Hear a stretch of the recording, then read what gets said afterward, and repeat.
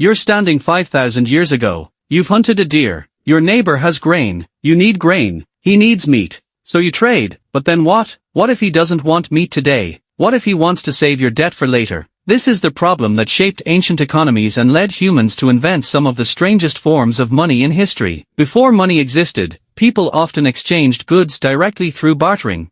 It sounds simple enough. You give me fish, I give you apples, and everyone's happy. But here's the problem our ancestors quickly discovered. What if I don't want apples right now? Bartering only works if both people want exactly what the other person has at exactly the same time. Economists call this their double coincidence of wants. Imagine you're a farmer. You have extra grain, but you need a new spear. The spearmaker doesn't want grain. He wants fish. The fisherman doesn't need your spear. So what do? You're stuck. Trade stops, even though everyone has something valuable to offer. People certainly bartered, but many early communities also relied on trust, gifts, and promises to repay later. Over time, humans realized they needed something that almost everyone would accept in exchange for goods and services, something they could trade today, save for tomorrow, and use again in the future. In other words, they needed a store of value. Instead of depending on finding the perfect trading partner every time, people began looking for items that everyone considered valuable. The ideal item had to be desirable, durable enough to last, easy to carry, and accepted by the whole community. That simple idea transformed trade forever and laid the foundation for everything we now call money. Around the world, different cultures experimented with objects that could serve as money, but one of the earliest and most widespread forms was the humble shell. Archaeologists have discovered piles of carefully collected shells in ancient settlements, temples,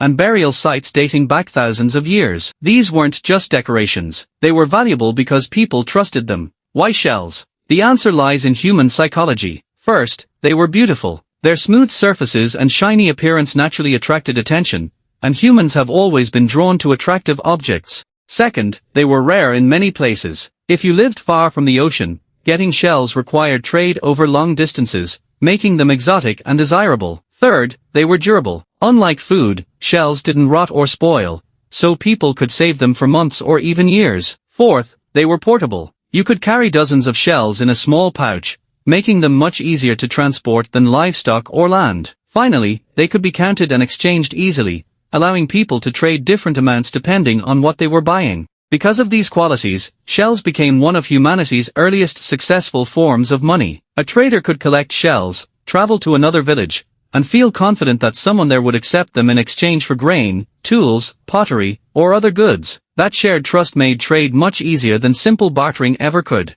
Shells remained in use for an incredibly long time. In many parts of Africa, Asia, and the Pacific Islands, different kinds of shells, especially cowrie shells, continued to serve as currency for thousands of years. In some Pacific Island societies, shells were still being used as money well into the 1800s, long after coins had become common elsewhere. But shells weren't perfect. They could crack, break, and wear down over time. Different shells varied in size and quality, making them difficult to standardize. As trade expanded and civilizations grew larger, people began searching for something even better. That search eventually led them to one of the most important discoveries in the history of money: metal. As civilizations grew, shells were no longer enough. They could break, they varied in quality, and they weren't always practical for large-scale trade. Around 5,000 years ago, people in regions such as Anatolia and Mesopotamia discovered a better solution: metals. Gold, silver, and copper possessed nearly every quality people wanted in money, and then some. Unlike shells, metals were incredibly durable. A piece of gold buried for centuries could be dug up looking almost exactly the same as the day it was mined. It didn't rot, rust easily, or wear away under normal use.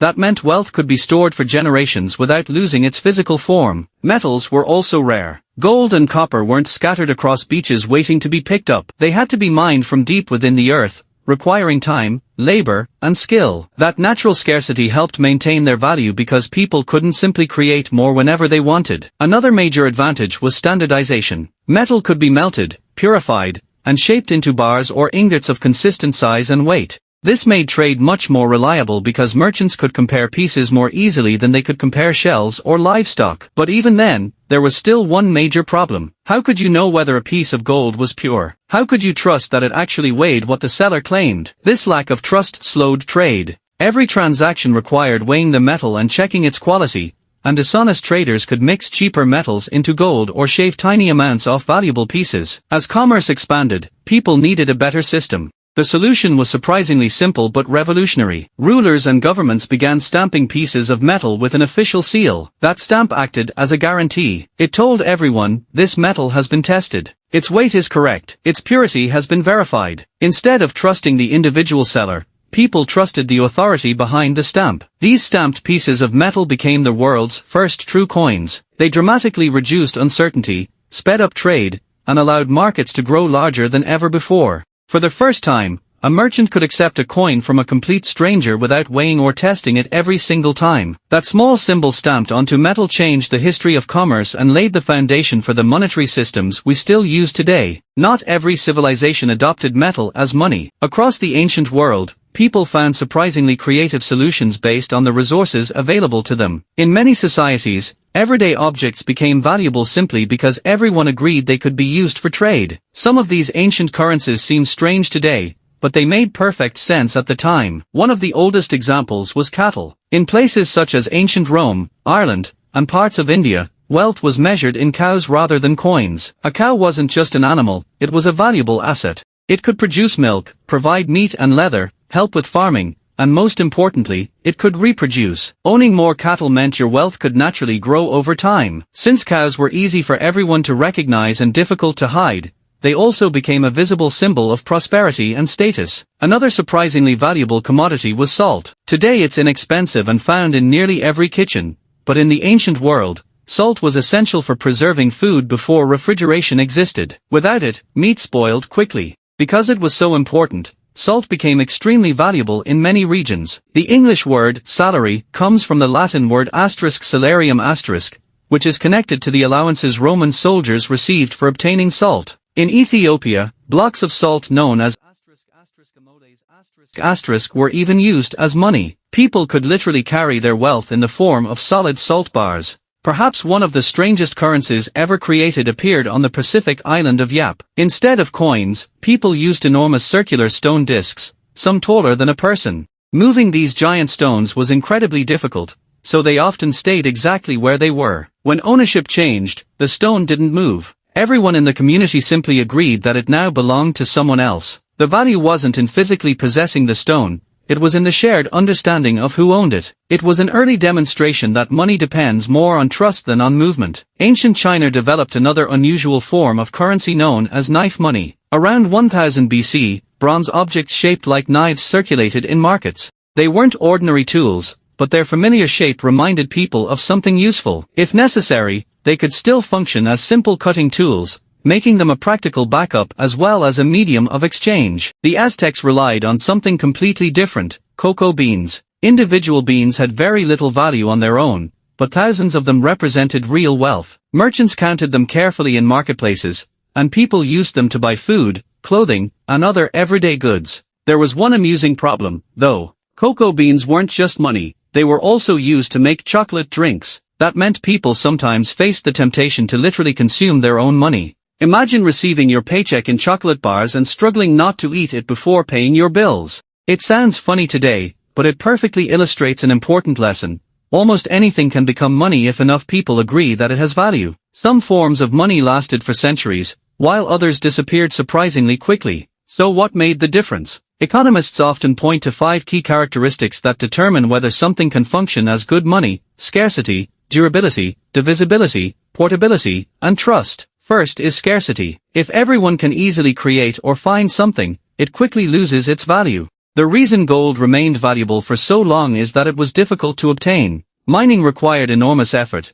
and the limited supply kept demand high. If someone suddenly discovered a way to produce unlimited gold overnight, its value would collapse because it would no longer be scarce. Second is durability. Money has to survive the passage of time. Food spoils, wood rots, and many natural materials decay, but shells, precious metals, and carefully crafted coins can last for generations. Durable money allows people to save wealth instead of being forced to spend it immediately. Third is divisibility. Good money must be easy to divide into smaller amounts. You can split gold into smaller coins or use different numbers of shells to make exact payments. A cow, however, is much harder to divide if you only want to buy a loaf of bread. Practical money needs to work for both small and large transactions. Fourth is portability. Wealth should be easy to carry from one place to another. A pouch filled with gold coins can represent enormous value while fitting into your pocket. Land, buildings, and livestock may be valuable, but they are difficult, or impossible,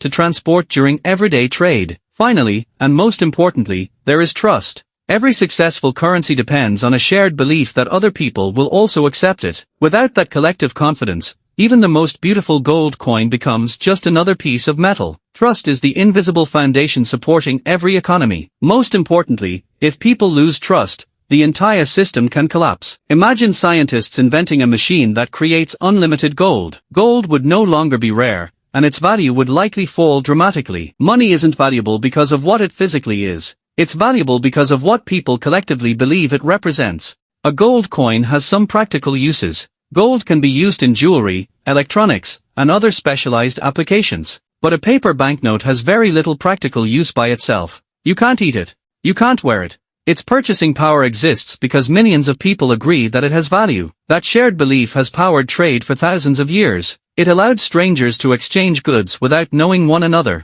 It helped cities grow into civilizations and connected people across continents. Every form of money, from ancient cowrie shells to stamped gold coins, paper banknotes, credit cards, and even digital currencies, relies on exactly the same principle, collective trust. From shells gathered on ancient beaches to Bitcoin in the digital age, humans have always depended on a common story that everyone agrees to believe. As long as that shared belief exists, trade continues, economies grow, and civilizations flourish. But when trust disappears, history reminds us that even the strongest currencies can fail. Understanding the strange currencies of the ancient world isn't just about learning history, it's about understanding why our own money still works today. The moment that story breaks, history repeats. Subscribe for more weird history.